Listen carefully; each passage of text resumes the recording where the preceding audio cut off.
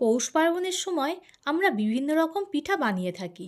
তার মধ্যে পাটিসাপটা, সরু চাগলি ও দুধ পুলি আপনাদের আগেই করে দেখিয়েছি। সেই ভিডিও আমি এই ভিডিওর ডেসক্রিপশানে দিয়ে দেব, চাইলে ওখান থেকে গিয়ে দেখে নেবেন। আজকে আপনাদের করে দেখাবো খুব সহজ পদ্ধতিতে ও কম সময়ে চিতই পিঠা। এটাকে অনেকে কাস্তে পিঠাও বলে। চলুন আর কথা না বাড়িয়ে ভিডিওটা শুরু করা যাক। এখানে আমি একটা পাত্র নিয়ে নিয়েছি, তার মধ্যে জল দিয়ে দিলাম। নর্মাল টেম্পারেচার জল ব্যবহার করছি। জলের মধ্যে দিয়ে দেবো স্বাদ মতো লবণ। আমি এখানে ছোটো চামচের 1 চামচ লবণ ব্যবহার করলাম। নুনটা একটু জলের সঙ্গে খুব ভালো করে মিশিয়ে নিতে হবে। এখানে 500 চালের গুঁড়ো নিয়েছি, এই চালের গুঁড়োটা সব এতে দিয়ে দেবো এই জলের মধ্যে। এবার ভালো করে মেখে নিতে হবে।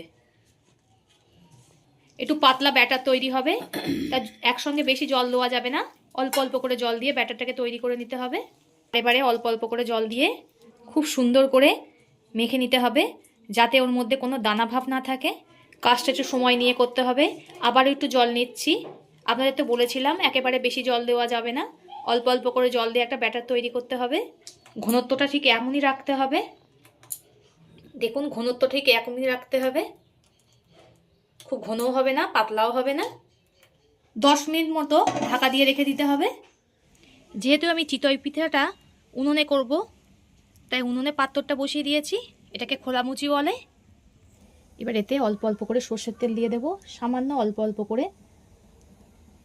বারে বারে দিতে হবে না, প্রথমটাই দিতে হবে যাতে জড়িয়ে না যায়। তেলটা আবারও ঢাকা দিয়ে একটু ভালো করে গরম করে নিচ্ছি। তেলটা খুব ভালো করে ধোঁয়াটা গরম করে নিয়েছি। দেখুন তেল থেকে কেমন ধোঁয়া উঠছে। এবার গুলে রাখা ব্যাটারগুলো দিয়ে দিতে হবে। এই হাতার মাপ করে 1 হাতা করে দিচ্ছি প্রত্যেকটাতে। এটা প্রত্যেক বছর আমাদের বাড়ি এই খোলামুচিতে পিঠে করা হয়।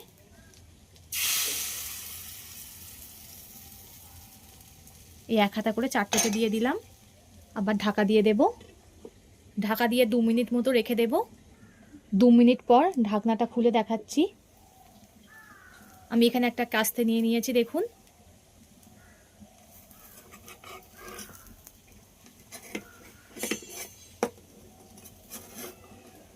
হয়ে গিয়েছে, তুলে নেব। দেখুন কত সুন্দর হয়েছে। একে একে সবগুলোকেই তুলে নেব।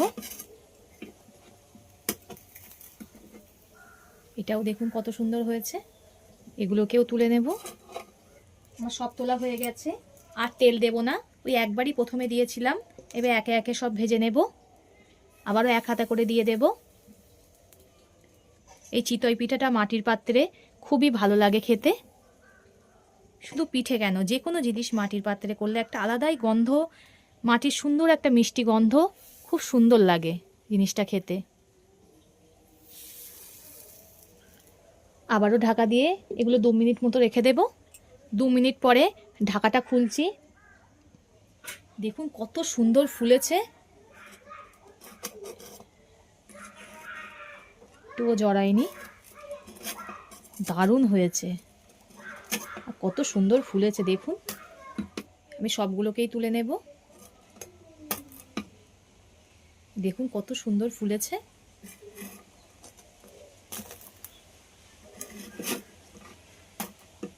অসাধারণ হয়েছে।